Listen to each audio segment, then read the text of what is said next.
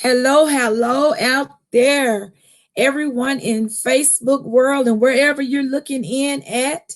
And welcome, welcome, welcome to the show. It's your time to come off mute. It's your time to share your story, experience, and testimony. It will inspire others. Be a special guest on the Keeping It Real with Coach Roz podcast. Contact by email to get on the interview schedule for the show. Sponsorship and advertising opportunities are available. Dr. Roz Survival Project at Outlook.com. Yes, yes, yes. So if you haven't had a chance to, everyone, like I said, we are live now. So go ahead and tag someone, add them, start a watch party, all of the above, because we are live. All righty. So I'm gonna go ahead and tag a few people before we go all the way in. Yes, yes. Yes, yes. And I pray y'all are having a beautiful day as I am myself. We have a wonderful, wonderful show for tonight. Hey there, Cynthia. Hey, love. We have the wonderful, beautiful, intelligent Dr. India White with us. And I want to welcome her to the show. I'm going to bring her in now. Welcome, welcome, welcome, Dr. India White. Thank you. Thank you so much for having me.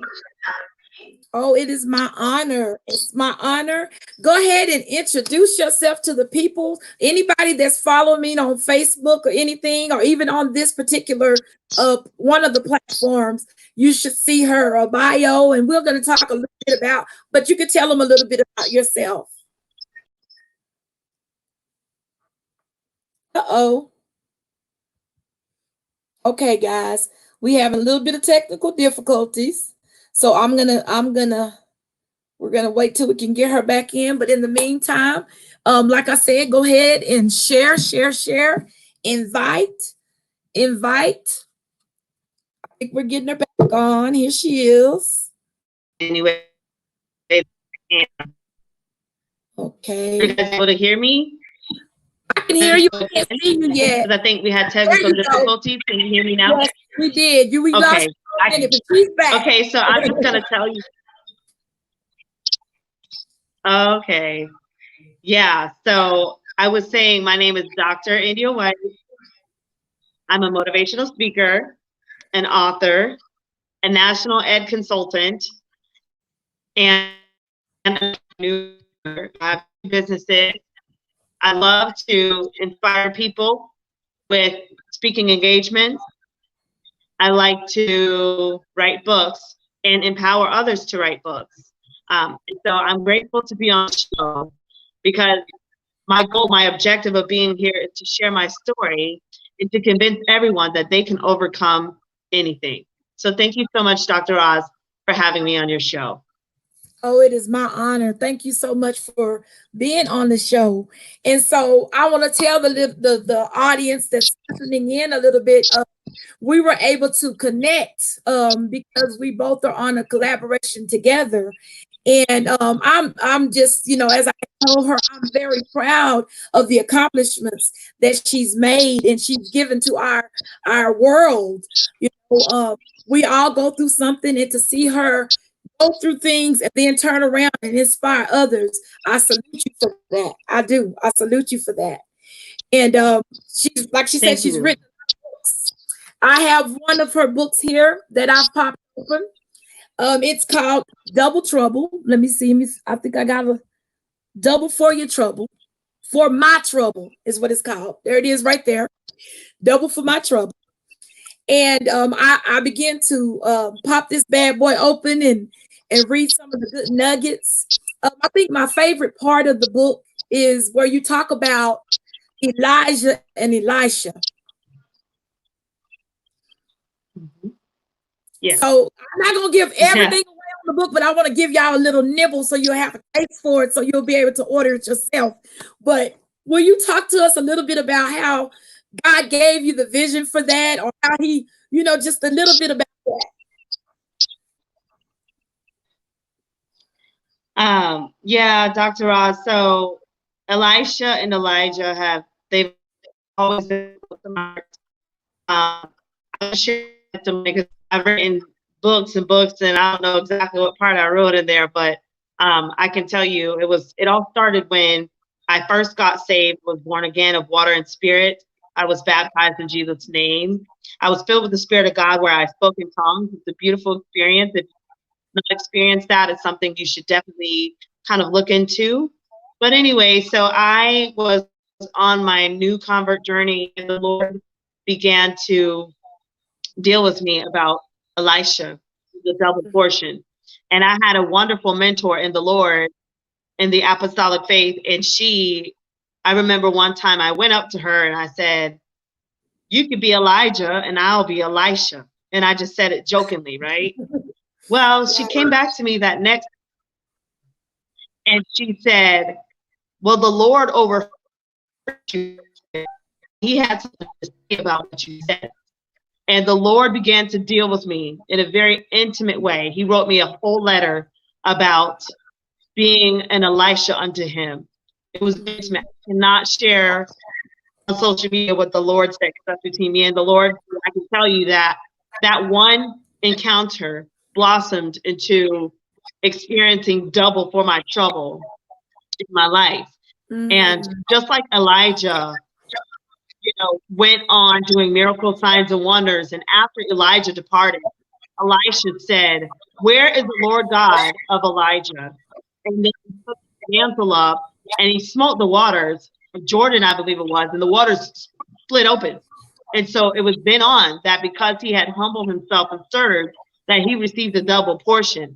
And so just like that happened in the Bible days, I do receive that same thing for my own life. And I have seen God pour out double for my trouble as well. And I've received a double portion of people that I love in my life. And so that's where that came from. I love that. I love that. Like I said, that was my favorite part of the book. There's a lot of different good nuggets that are in the book that I really liked. But what I want to have you do is share a little bit about, your testimony. Because I know even in the book, when you talk about double for your trouble, double for trouble, you went through a lot of things from young age on up. But with all of the things that you've accomplished, you would have never known that you had to go through so much to get to that part. So you want to share a little bit about your journey to get to the place that you are today? Sure. Well, I grew up in a very humble background, a low socioeconomic status. We were in the projects. I was number 9 out of 10 children that my mom had. We were in a single family home. My mom did the best she could to raise us, but she struggled from the sickness of alcoholism. And as a result, unfortunately, at the age of 16, I was kicked out of the house on Christmas Eve. On Christmas Day, cops looked me in my face and said that I was a grown woman and good luck. I had to figure life out. And so I went for about 2 months of living house to house with my grandma. But finally, the cops came to me and said, "India, you can't do this anymore." The cops knew me by first name basis because they would always see me walk in the streets. And so then finally they said, "We're going to have to take you to a homeless shelter," because they went to my dad and my dad said, "You're not my daughter. She's not my daughter. Do what you want with her." And so I was forced to go to a shelter in Sarasota, Florida, where I spent my last 2 academic school years at the homeless shelter, filling out pre-calculus problems and calculus problems. And then when I got into the shelter, it's like all hell broke loose. The first month in the shelter, my last grandma died. Then a week later, my uncle died. The next week, another uncle died. And then the last week, my brother died, from all in the span from April 17th to May 17th. And I felt like I had no hope. I was like, why try? I mean, I'm 16, losing all these people. I was losing my mind. And then finally, I just said, "You know what, God?" I looked up to the sky and I said, "God, if you see me through this, I know you'll get me through any chapter of my life." And after that, I said, "I'm going to do my best to get through any and everything I'll ever have to face." And so fast forward, I was able to obtain 18 scholarships, including a full ride from Bill Gates to college. And I chose to go to the University of Florida, where I majored in math the first time. And I give God all the glory for that. And during my journey in college was when I really found the Lord and I really became born again. And then afterwards, it just kind of just continued going forward. And then I got married. Things didn't work out well. We went our separate ways. We were divorced. And then I lost even more. And I felt like, why is life happening to me? You know, I was doing my best to, you know, raise my children, doing my best to figure life out. I was promoted to assistant principal. And then after I was promoted to assistant principal, well, right before I was promoted to assistant principal, my sister passed of breast cancer. My mom passed and my dad passed. They all passed away in the span of 3 years. So literally, I had no husband, no mom, no dad, no sister, no brother. And I was supposed to figure life out now. And it's only by the grace of God that I've been able to pick myself up by my own bootstraps, by his grace and mercy, and to continue moving forward to where now I've been able to finish school, obtain a doctorate at the University of Florida in educational leadership, and now give back as an educational leader. And I'm very grateful for that. And during the journey, I decided to write a couple books. So I just finished my 28th book, and it's all for the glory of God. So I'm so grateful to share my testimony. And I just want to let everybody know that no matter what you're going through in life, you can overcome anything. My God, that is amazing. You know, it blesses me that, you know, a lot of time people see your glory. You know, they say, oh my gosh, you know, she's a doctor. She's wrote the books and everything. But these are the times that we get to see not just the glory, but hear the story of who you are and what makes you who you are. You know, you're a mother, you know, and I know for myself, it's like no matter what we do in life, you know, we want our children to have the path that is paved. And I'm pretty sure they're your why. There, you know, that the children can be the biggest motivator for us to do our best, because we know that we have someone looking toward us for direction and instruction. And even when you were talking about what you went through with your mother and your father, you know, all I could think about was the scriptures when it says, when your mother and father forsake you, I will take you up. He didn't say if. And the Lord will take you up. Yeah. He said when. Meaning that there comes a time that it's gonna happen. I mean, it happens, but when it does, he's still there. And so it really blesses me to see that no matter what, you know, you stay connected to him. No matter what you went through, he had you. I know when I was reading the book, one of the things that stood out to me, another thing, because there was a lot of things, but what blessed me is you said, I was a homeless student in high school. You know, and I say, I think about how many in our day and time students that are homeless, and they're going to school and they're going to high school and they're going from the high school to a place of either a homeless shelter, their car, you know what I'm saying, in the back of somebody's house or wherever it is. And the grace and mercy of God kept you, covered you, protected you, you know, all through that. And it really blesses me to see you have so much inside of you that you've poured out for others, you know, with the books and everything. And it just, you say you just did your 28th book. You just finished it. I think about the numbers. God deals with me with a lot with numbers. 2 is the number of agreement, divine agreement, and 8 is new beginnings. We lost her again, guys, but we're gonna get her back. We're gonna get her back on. So 28. 2 is the number of agreement. There you are. I was saying is the number of agreement, divine agreement, and 8 is a number of new beginnings. And so I truly believe that God is starting even a newer chapter in your life, you know, of great things. You know, now I'm excited because we also are on a second collaboration together, which is your baby, your spiritual that God has birthed. And I understand why, because you are so much an overcomer.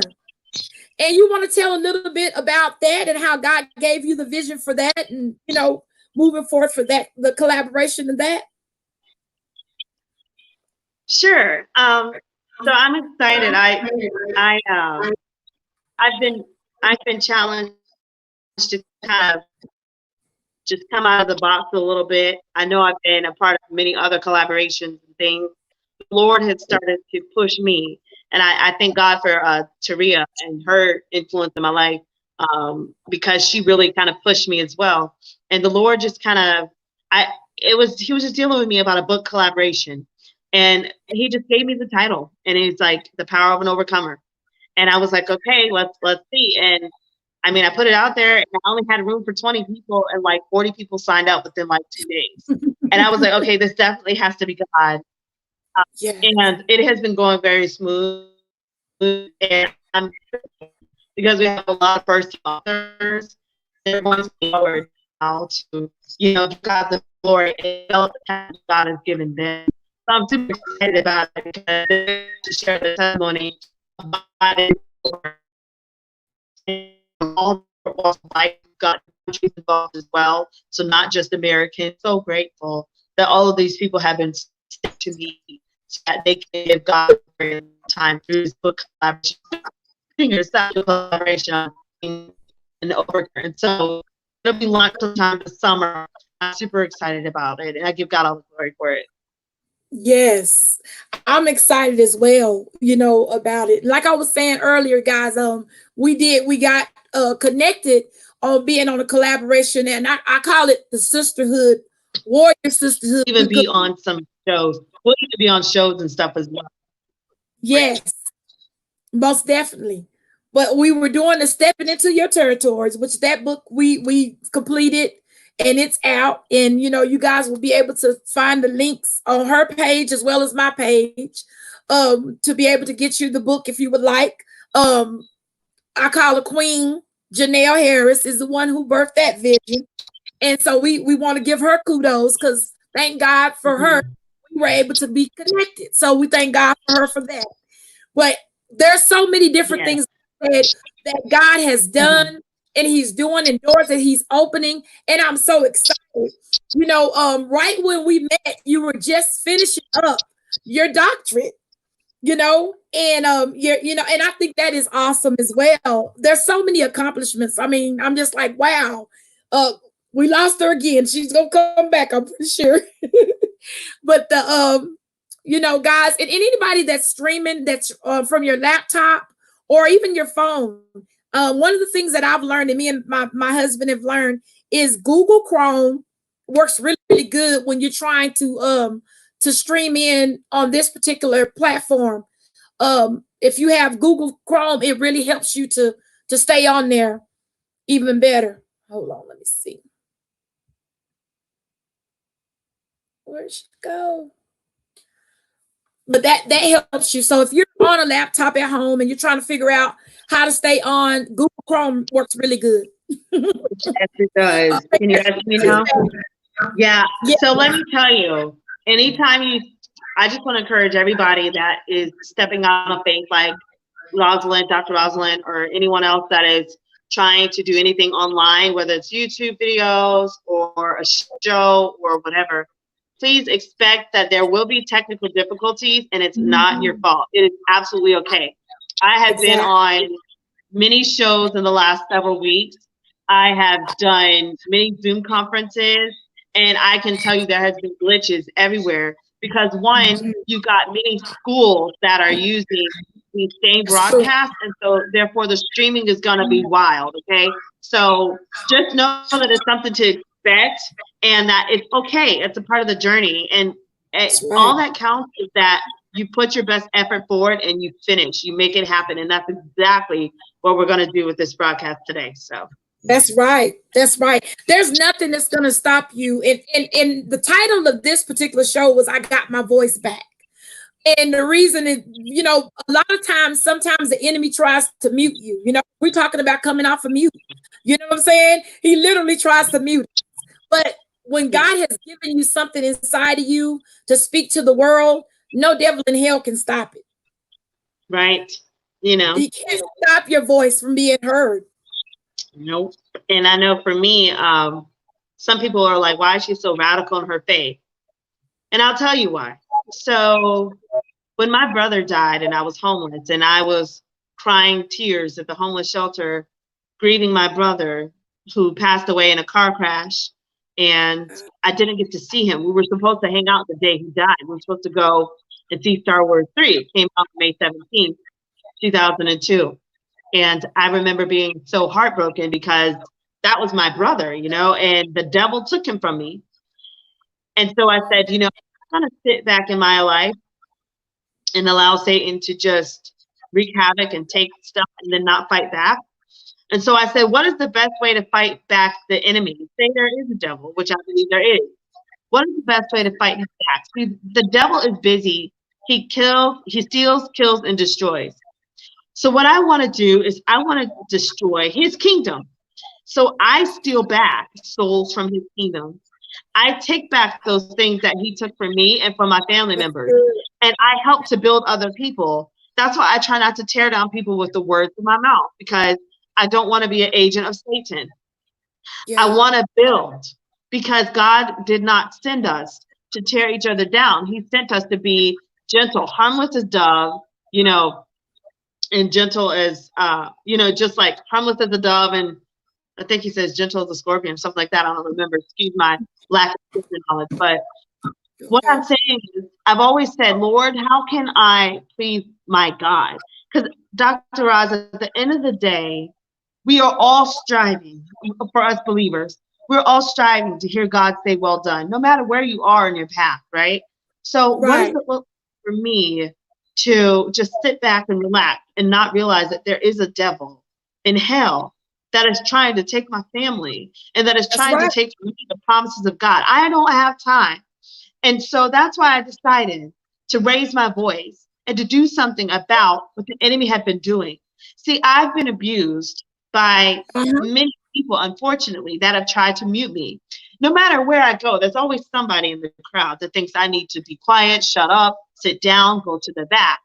They don't realize that they were always able to take me, and that it's not going to work. God always has a way of showing out and undoing the works of the devil. He has a way of taking those that have been the underdog and putting them in the forefront to let people know he is the God of the underdog as well. And so in my life, I had to live that journey, a very humble and meek journey of being an underdog and being humble. But then God has always brought me off of mute. It brought me to the forefront. And he's given me a microphone forever to tell my story so that he could be glorified. He can be glorified. Say, India, you should have been on the side of the street in a white coat somewhere. All the people you lost, all the hell you went through, all the abuse you went through. Okay, but yet you still serve your God. All the times I've been denied. I mean, I've been turned down by all types of people, all types of organizations. But God has decided to take me up anyway. And he's decided to make me, the head and not the tail. And so I'm very grateful for that. And I give him the glory. People will know that, Jesus is my God and I love him with all my heart. And so I hope that they can look at my life and not compare in a way that they feel like, that they feel just, insecure. They feel like I'm trying to outdo them. But I hope that they can look at my life and say, let me get on that same train with her and join her in what she's trying to do. That's one thing too. I pray that people can understand my mission and not misunderstand me. Some people will look at me, Dr. Roz, like you said, and they'll say, oh, she's uppity. She thinks she's all that. She thinks she's better. Not once did they sit down and have a glass of tea with me and say, India, how did you get through it? India, why? Why so many books? Why so many speaking engagements? Why? What is your purpose? My thing is I am trying to reach everyone in the world that God allows me to, so that when I stand before him, nobody's blood is on my hand and he can say, well done. It's not even about other people. It's not about my down the street. It's not about my sister down the street. I'm not competing with none of them. They're not even in my wavelength. Like it's not even in my mindset. My mindset is kingdom. My mindset is God. What does He have for India White to do? I can't be worried about my neighbor on the left or right. Like that's like if you're driving on the interstate, and you're trying to get in somebody else's lane. That doesn't make sense. You're gonna crash. You're gonna crash and burn. Like my thing is, I'm trying to stay in my lane and accelerate at the pace that God wants me to. And guess what? My journey is gonna be different from other people's journey. Doesn't make me better. It doesn't make me less. It just is what it is. And I've learned to tap into what my journey is and what my purpose is. And that's why I don't have time for anything else. You know, my thing is how can I help others? That is why. So ever since my brother died, I've just been on this journey to just destroy the works of the devil and to give back and to empower others. You know, I think about, you know, even in your book when you talk about just the different deaths, one after the other. It, you know, the first thing it made me think about was Job. How, you know, before Job could do anything, somebody else was coming to tell him something different. And that very last one was that his children was dead. You know, it's one thing that your servants are dead. It's one thing that your calves and your, but, you know, then it was the children. And, you know, test. There's so many things that come to test our faith. There's so many things that comes to, you know what I'm saying? Whether it's people, it's situations, even when the you know, the media or the internet is acting up, you know what I'm saying? Some things come just to test our faith, and it's for us as well as others, you know, because people will go, okay, what's she gonna do now? Okay, her mom's gone, her dad's gone, now her brother. Let's see her faith now. Let's see how she's gonna do now. You know what I'm saying? And sometimes we go through just so that we can continue to show Christ in all situations, you know, and that's what I believe that He's used you to do. You know, that's a lot to deal with. And like you said, that you're not in a straight jacket somewhere, you know. I'm a person that have, in my testimony, I have had a nervous breakdown in the past, and God has restored my mind, you know, and I know when you go through one thing after the other before you get your foot right, something else hits you, you know. But to see that even through all that you've been through, your constant is wanting to give back. You know, like I was telling you earlier, one of my favorite pictures is a picture with you with all the kids around you. And that right there is the image of what we are. No matter what we go through, we got children looking up at us. They're sitting on the floor. You're standing up and they're looking up. That's the way it is as we as leaders, as mothers, you know what I'm saying? As ministers, we have so many people looking up at us to say, okay, how can I make it? If they can make it, I can make it. Things that you said in your book that really blessed me. And it was in the part that said reflections / tips for double portion in your life. Remember, God is not a respecter of person. And that's so true. Just the same thing He's done for you, He can do for anyone out there that's listening. That's right. He's not a respecter of person. He never leaves nor forsakes you. Another thing that stood out to me, like I said, it was a lot of things because it's really, really good. You said, okay, you had already said that you were a homeless student in high school, but then you said you went from a homeless shelter into a college dorm overnight. That messed me up. Now you got children that are going with their family to the college dorm to walk around, pick out their dorm, and you know, but you went one night you're in the shelter, and the next you're in the dorm. That's right. That's how it happens. Yes. You see, God, I had to have a moment. I'm trying not to go in on that one. But it blessed me so much because we have to be thankful. You had to go through the things you went through because there's so many women that you are inspiring, you know, and men even that you're inspiring because that's deep. You know what I'm saying? what was your mindset in that time frame? How were you feeling in the moment of, you know what I'm saying? Whoa, I no longer have to go back to that shelter, but now I'm in the dorms. Yeah.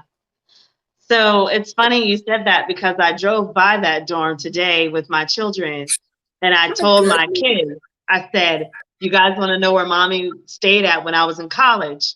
And they were like, where? And I pointed at the house, like the dorm house, and they were like, oh, wow. And I remember my mentor at the time, Vicky, she drove me up along with the homeless shelter lady, Barbara. So they drove me up. It was a 3-hour drive and it was just nonstop. I literally packed everything that I had and drove to the shelter. They unpacked everything. We put it all in the dorm. And then it was like, congratulations, you're now in college.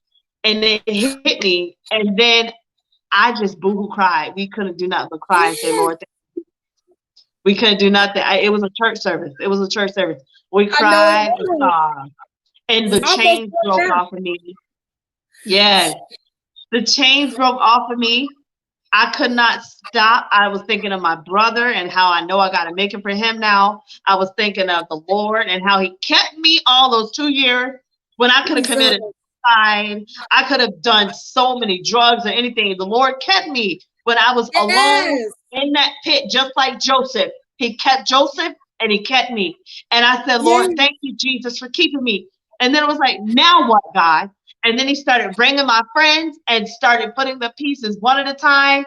And then he introduced himself to me. I was in the Gator Stadium and he spoke to me. He said, thou shalt have no other gods before me. And that's when he called me to serve him. And I said, what do you want me to do, God? Because I know you're the God of the Old Testament speaking to me like this. What do you want me to do now? And I went to that Pentecostal church and got myself right. I got baptized. I got filled. And the rest is history. But the Lord has kept special hand on me. And I don't know why he has favored me. I don't understand it because not everybody has this testimony. But one thing I told him is I promised him I'll give him the glory and I'll help others. And I just Yes. want him to say, well done. I'm so grateful. But yeah, that day was so life changing. It was a moment I'll never forget. The chains fell Yeah. off. It was beautiful. You know, it blessed me because even when you talk about it, I think about literally like how the enemy tries to stop us. You know what I'm saying? He had chains to try to stop you, Yeah. and nothing he could do could No, stop you from your future, your destiny, your that's purpose. right. Nothing he could do. I don't care how he tried to set it up. He could Mm-hmm. not from getting where God preordained, predestined before the To be. foundation of the world for you to be. And that's why That's I right. love what I do. When Jesus moves things, he moved it. He Yes, will he does. he will move the mountain for Yes, his he children. does.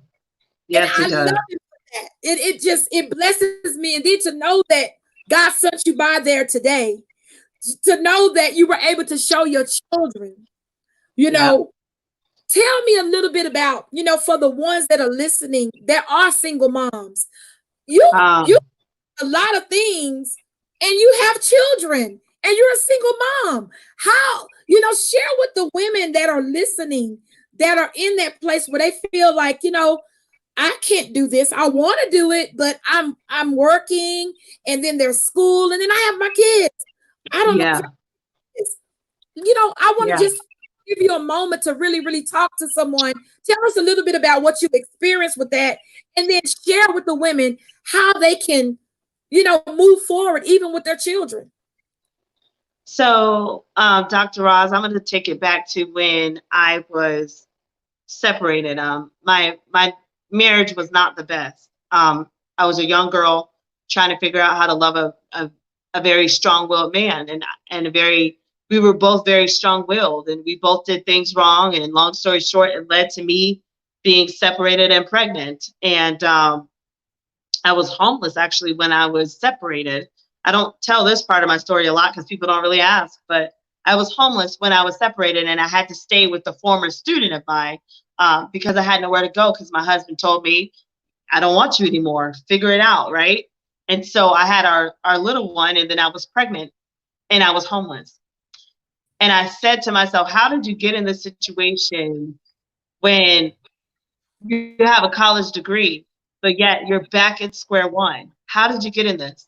And it's because I chose to love the wrong person for my life. Doesn't mean he's not a great man, but he was the wrong person for my life.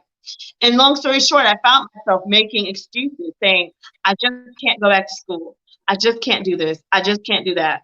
And I remember right before, we totally split up, my ex-husband and I were driving down the road near UF, and the Lord spoke to me and he said, go back to school, apply, go to them at UF. And I told my ex, I said, hey, can you drop me by UF really quick? I've just got to go in and talk to them, knowing that, he wasn't necessarily that supportive of school. He was very of the mindset that, women, we keep house and home and we keep the kids. You don't need to be as ambitious to doing all that. And guess what? That is for some women, but I just wasn't that type of woman. So anyway, and I went to my professor, and I was like about 8 months pregnant, about 6 months pregnant, 7 months pregnant. And I asked her, I said, hey, I said, can I come back to school here and apply for my master's degree? And she's like, whoa, because I was like super pregnant. She said, well, she's like, the degree, the college applications here, you can check it out, and keep in touch. So I applied, I got accepted in a week. And I'm like, oh my God. So listen, so I got accepted, but that was around, I would say, September. School wasn't starting till January, right? I still needed to find a place to stay. I was still homeless. I was receiving help from the government. Like, I'm putting it out here for single moms that think that I just, walked into six figures or whatever. Like, no, it doesn't work like that. You got to understand the baby thing. So I'm sitting here homeless, pregnant.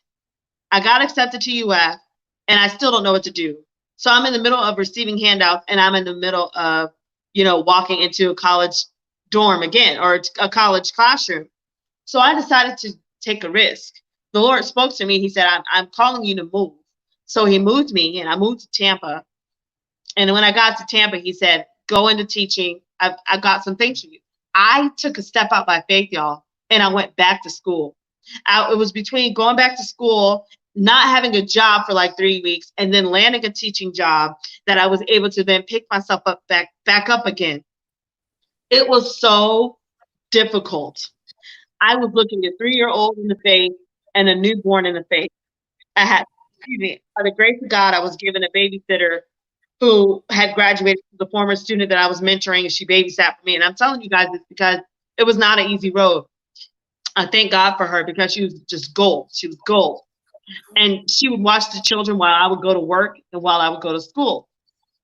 Then finally, the Lord said, now you're going to have to take it to the next step. No babysitter. You're going to have to figure this out by yourself.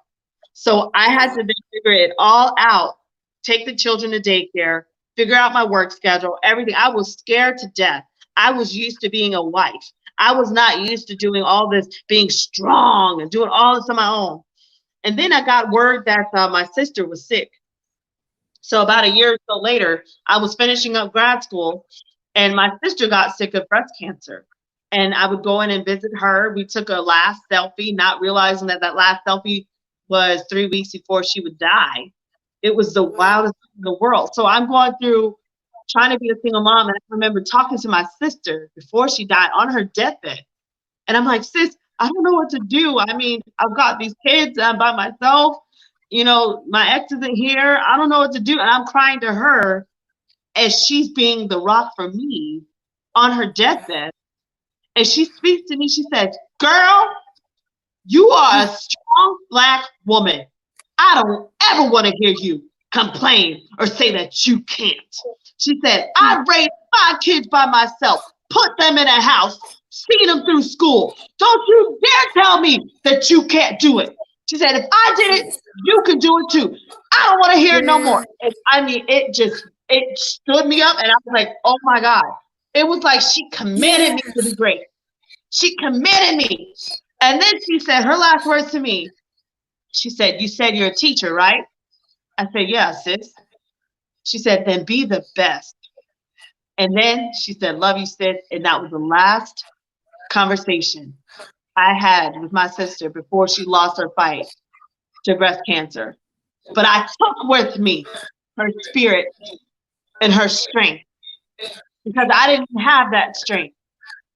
And when I got weak and I wanted to cry, I thought of her on that deathbed. I thought of her children. I thought of how she was a rock and how she did that thing. She did My it. She was God. successful at raising 5 kids. Who am I to complain when I had only 2 kids?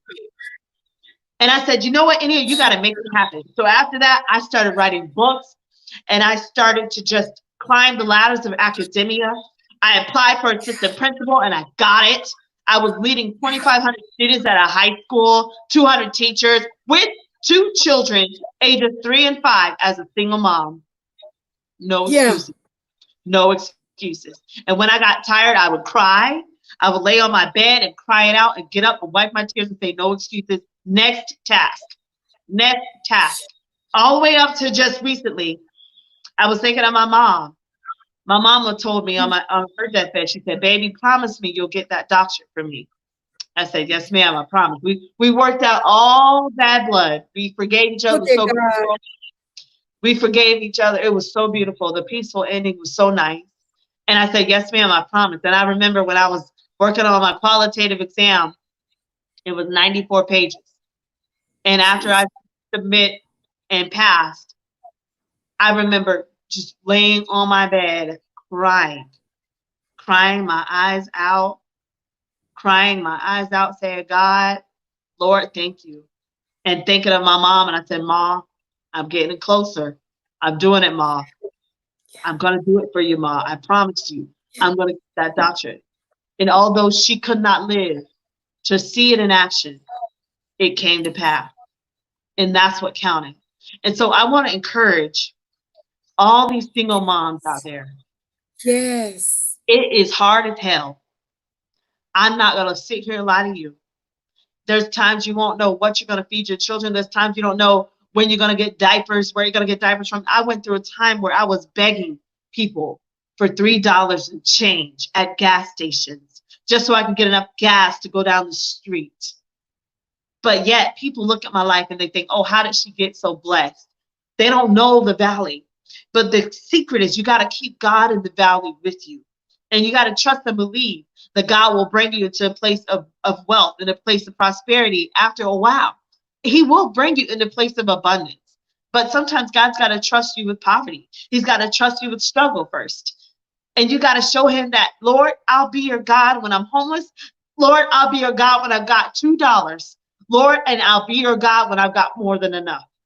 Yes. And that's what it takes. The single moms, they've got to stop thinking that my life died because I had kids. No, your life just got started. Now, you want to go be a lawyer? Go be a lawyer. You want to open a business? Go open it with your kids. Take your kids with you. No more excuses of, I can't, India. You don't get it. I got to raise these kids. I get that. Raise them and prosper. No more excuses. I will not let my single mothers sit here and die in their dream because they feel like they don't have a handout or they don't have someone to help them. Because guess what? I didn't have anybody. You're not going to have anybody this time. But you got to go on anyway and go and be great. Do it anyway. Keep the kids with you. And that's my wisdom for all single moms out there.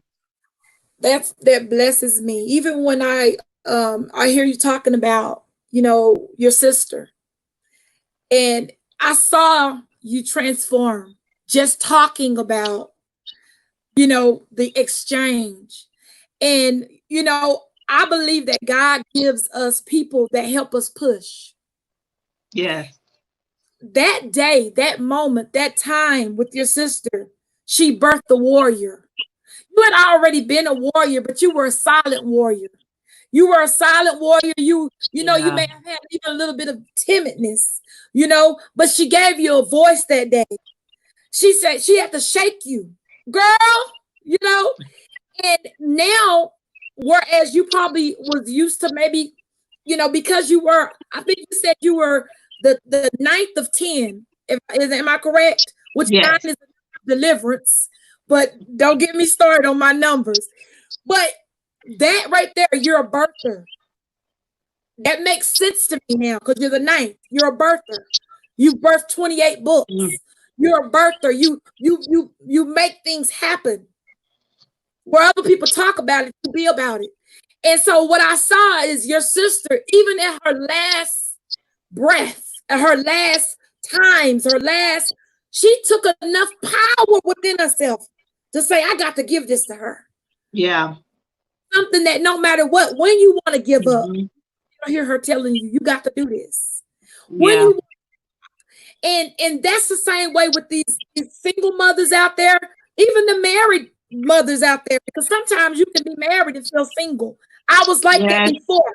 When I was in, I call it the marriage of the flesh. When I was in the marriage of the Mm. flesh, that God did not join me with, okay? Because the word of God says, Know we it. together, let no man put asunder. And Mhm. so some pick, partners that we think, we marry potential. Hello, somebody. All We right. marry Mhm. somebody that sounds like they might be okay, Right. but they're for that moment and not for the future.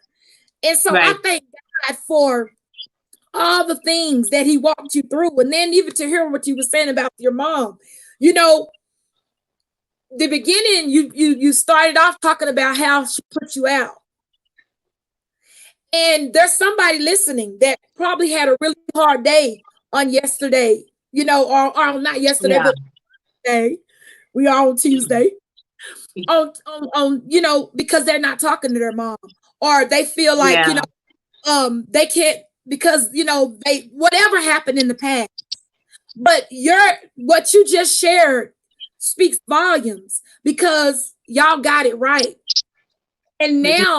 now, for your brother, for your sister, for your mother, for your father, for all the ones that they may have even died with some purpose in them. You're an example, you know? And so, like I told you before, I salute you because I know you've been through a lot. And I know, you may not hear, you're not able to hear your mom say, baby, I'm proud of you. But I want to say, I'm proud of you. I'm proud of what you've done, that you didn't quit, that you overcame, even in adversity, even in times where it felt like you were all by yourself. Because I know I've been a single mom before, I've been homeless before. I know all too well where you feel like a failure when you're Mhm. not give your children the things you want. But Yeah. God. And what blesses me, we're almost at the end of our show, but I want you to share your daughter, beautiful. I got to say both of your children in video, but beautiful. She's a writer as well. Yes, she is. That Yes, she is. blessed me. She is. And both of my children actually are published authors. Wow. And You know I that. don't know how it all came about. One day she just said, Mommy, I'm writing a book. I want to write a book. And I said, well, then write it. Then write it. And she started writing and she started saying, I said, are you going to draw your pictures? And she said, yes, I'm going to draw pictures. And then she's like, but then I want some pictures in it. And, I said, okay, I'll help you put it together. I said, but you got to write that thing. I'm not writing this. And she wrote that book and she made some sales and she wrote about the story of her life. And she's just flourishing. And, I'm proud of her. And I'm proud to say that the generational curses have been broken. My Yes. children don't understand hood mentality. Mm. They don't understand the abuse that I went through. They understand love. They've got gentle spirit. They're at the top of the class. They make straight A's. And let me tell you this. So I was inspired by my fifth grade teacher, Miss Coleman, um, who was amazing. And her name is Nikki. And the first time I really made straight A's and it meant something to me was in her class. And I remember she said, how does that make you feel? And I was like, good. She's like, well, then keep making them, make them again. And I just kept making straight A's, kept making straight A's. Well, when I was growing up, though, my mom, I would show her my straight A's. and she would look at them, and then she would take the paper and throw it behind her back, and she would say, clean up my house. And just stoic, just didn't care, just resentful. Well, the Lord has flipped it to where my children bring me straight A's all the time. And when they bring their straight A's to me, it completes me. There's something about it. And I was like, okay, what do y'all want? You want to go, go on a trip? You want dinner? You want money? You want ice cream? And it's a celebration. Yes. And the cycle has been broken. The chains have been broken. And I just love that. My kids are both authors. They're both published authors. You can find their books, and I can give you that information. And yes, I need that information. Yes, I will. Put it up in the private chat so I can put it out there for the people. I will. And another thing with my son, Asa. So this is cool how God has used him. So when I was growing up, junior year of high school, I wanted to take AP English classes. I had a 92%, and I was denied because I did not have a 94, which at the time a 94 was an A. And they said, we just don't think that you'll be able to keep up. We don't think you'll be able to do it, even though I was taking AP Calculus and AP Government. And even though I graduated with a 4.25 or 3.7 unweighted, and I was the top 4% in my class, I couldn't keep up. So anyway, so I was a little bitter about that because I felt like if I was like tested gifted, or if I was gifted or something, maybe I would have taken AP English. And so long story short, my son got tested, and he has been tested gifted. He has remained in his class. He is second grade doing third and fourth grade work. And he's a published author. And I give God the glory for that. And both my children are both baptized in Jesus' name and filled with God's Spirit. They both spoke in tongues.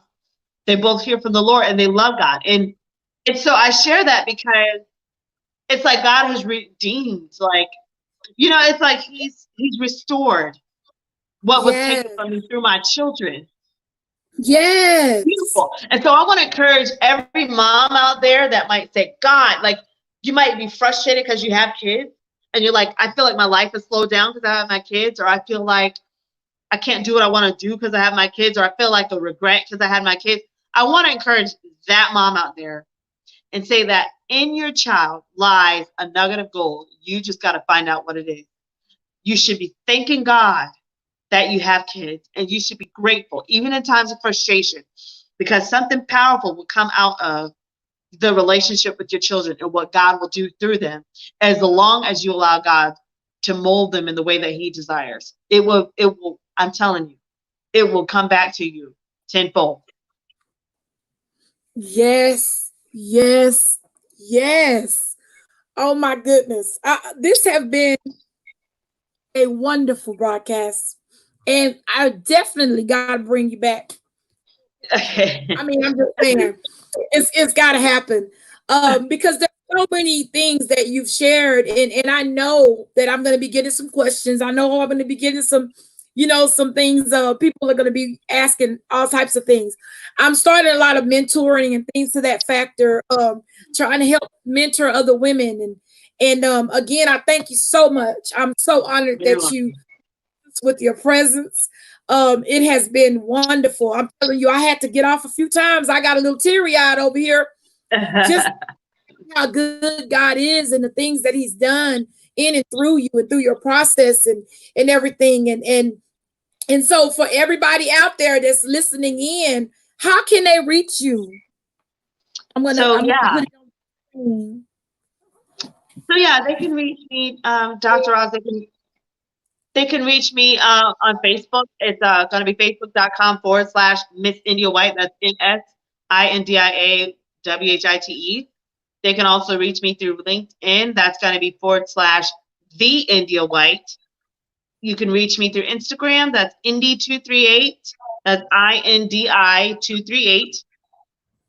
Twitter, you can reach me. That is Indy Speak and Teach. That's INDISPEAK,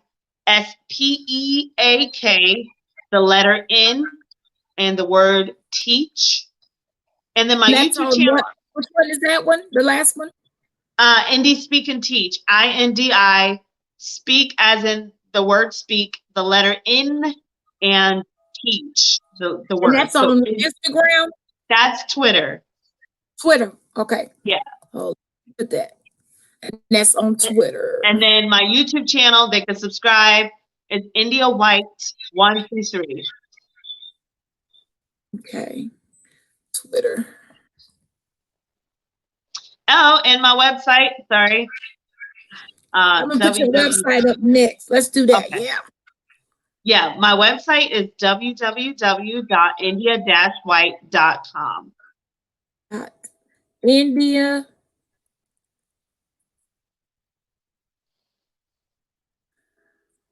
And if they want my autobiography, just tell them to send me write something in the comments, and I can send them the information. Okay. I want to make sure I got it right. www.india-white. India-white.com. Yeah. India-white. Somebody else took the other one, so. Okay. And let me add that.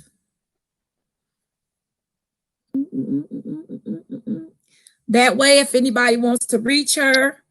Indy is INDI for Twitter. Uh-oh. Yeah, so, yeah, INDI. There's not an E in there. Okay, I'll change that for the Twitter. Okay. But this is going to be, this is her website. Is that correct? Yes. Okay, so this is the website or what have you. And then she is on Facebook. Some of it, I can't type as fast as she was talking. Yeah, Facebook is the Miss India White. And I can give you those, yeah. So MS India White. Mm-hmm. Yeah, so if you need any information, you can't reach her through some of the things that I've posted, please inbox me and I'll get all of that to you. Because like I said, I can't type as fast as she. So, but anyways, like I said, thank you so much again, Dr. India White. It has been a pleasure. I can talk today. Pleasure, sis. Thank you for sharing your story, your triumph, and I'm looking forward to see what our God is going to do in this season. What else He's going to birth in and through you. Thank you so much. Thank you again for being on the show, and you have a blessed rest of the day. Thank you. You too. You guys take care. I always say on my show, put your finger on your throat, on your neck, on your pulse, and remember, everybody out there watching, as long as you got a pulse, you have a purpose. That's right. Y'all have a blessed day, and that's the end of our show. Bye-bye. See ya. Thank you so much. You're welcome. Thank you.